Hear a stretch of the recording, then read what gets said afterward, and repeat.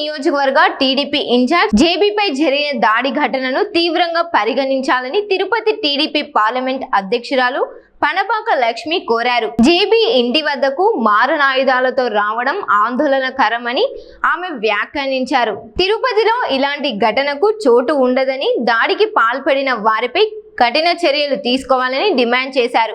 ఈ ఘటనపై వైఎస్ఆర్సీపీని విమర్శిస్తూ పలు ఆరోపణలు చేశారు.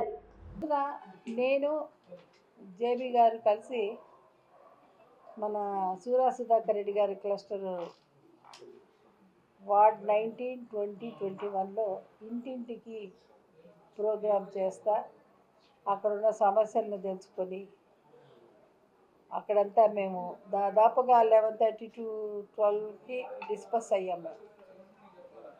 జేబీ గారు ఇంటికి వచ్చారు, నేనేమో ఈ టెంపుల్కి వాళ్ళు పిలిస్తే ఒక టెంపుల్కి వెళ్ళాను. ఈ లోపల టెంపుల్ నుంచి నేను తిరిగి ప్రయాణంలో ఉండగా జేబీ గారి మీద అటాక్ జరిగింది అని చెప్పని నాకు ఫోన్ రావటం, నేను ఇక్కడికి వచ్చి చూసిన తర్వాత బయట ఉన్నటువంటి పరిసరాలు చూసిన తర్వాత మాత్రం నేను ఒక షాక్కే గురయ్యాను. మన తిరుపతి, ఆ తిరుమల కలియుగ దైవం వెంకటేశ్వర స్వామి పాదాలు చెందుతున్నటువంటి ఈ తిరుపతి ప్రజలు ఎప్పుడు ఒక ప్రశాంతమైన వాతావరణాన్ని కోరుకుంటారు. ఆధ్యాత్మికమైన ప్లేస్ ఇది. మొత్తం ప్రపంచంలో ఉన్నటువంటి యాత్రికులందరూ కూడా వస్తుంటారు స్వామిని కొలుచుకోవటానికి. ఇది ఒక దురుద్దేశంతో చేశారా, ఏ విధంగా చేశారా? ప్రోగ్రాం చూసుకొని ఇంటికి వచ్చే మనుషుల మీద కత్తులు, కటారులు, పెట్రోలు, ఈ సంస్కృతి మన తిరుపతిలో ఎప్పుడైనా ఉందా అని నేను ప్రశ్నిస్తూ ఉన్నాను. ఎప్పుడూ లేనటువంటి ఈ కడప స్టైల్ రాజకీయాన్ని ఇక్కడ ఎందుకు తీసుకురావాలనుకుంటున్నారో వైసీపీ వాళ్ళు నాకు అర్థం కావట్లేదు. తిరుపతి ప్రజలు గమనించాల్సిన విషయం ఇదని చెప్పి నేను ప్రార్థిస్తూ ఉన్నాను.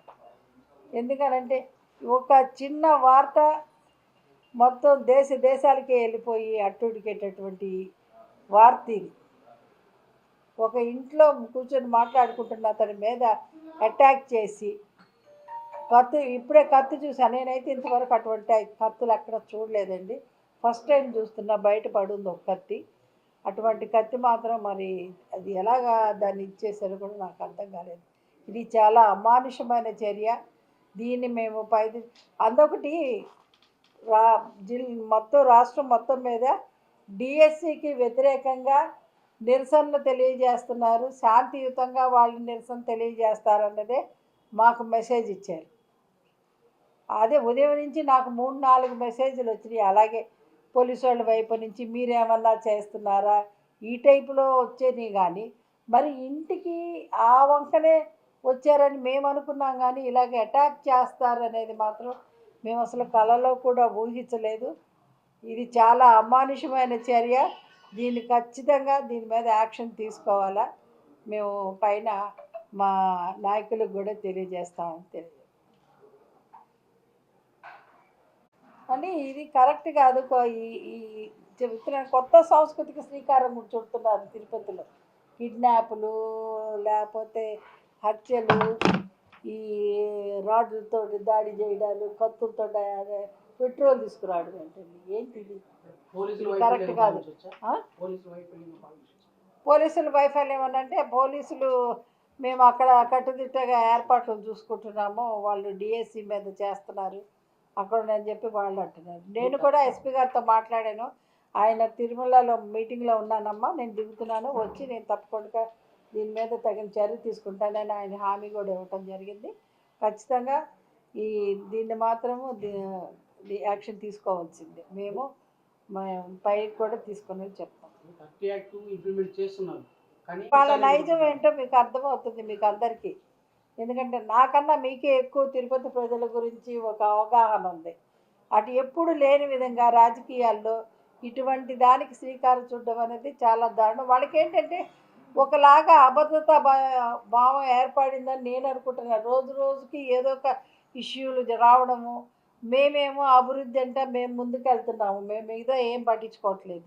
శుభ్రంగా ఉద్యోగాలు చేసుకుంటారు. డిఎస్సి మీద వాళ్ళు ఏంటండి వంకలేనమ్మ డొంకించుకుని వెళ్ళండి. ఒక్క టీచర్ అన్న కంప్లైంట్ ఇచ్చాడండి? ఈరోజు డిఎస్సి అంటే నీకు చేతకాల, జాబులు ఇవ్వడం చేతకాల, నిరుద్యోగ సమస్య తీర్చడం చేతకాల, అభివృద్ధి చేయడం చేతకాల, నీకు తెలిసిన ఎలా ఏంటి? నేను రిపీటెడ్గా చెప్పాల్సి వస్తుంది. ఏంటంటే అంతా ఫేక్ పరిపాలన కదా మీది. సర్లో తేలిపోయినాయి 1,00,000 ఓట్లు దొంగ ఓట్లు అనేసి, తర్వాత కల్తీ నెయ్యి, మళ్ళీ లడ్డు కేసు, మళ్ళీ ఏంటిది హుండీని ఎలాగ దొంగతనం చేయాలనేసి ఇవన్నీ మీరు సృష్టించినవి. ఆఖరికి గ్రూప్ 1 ఎగ్జామ్ను కూడా ఎక్కడో ఒక రిసార్ట్లో కూర్చొని దిద్ది అది వేరే క్వాలిఫైడ్ కానోళ్ళకి మీరు పోస్టులు ఇస్తే అది కోర్టు కూడా క్యాన్సిల్ చేసింది. మరి మీరు డిఎస్సి మీద కోర్టుకు వెళ్ళారు కదా, కోర్టు మిమ్మల్ని చివాట్లు పెట్టింది. మీరే చూసుకోండి. వాళ్ళు చేసే ఎన్ని అవకతవకలు, వాళ్ళు ఏం చేయాలో అర్థం కాక ఈ రకంగా రోడ్ల మీద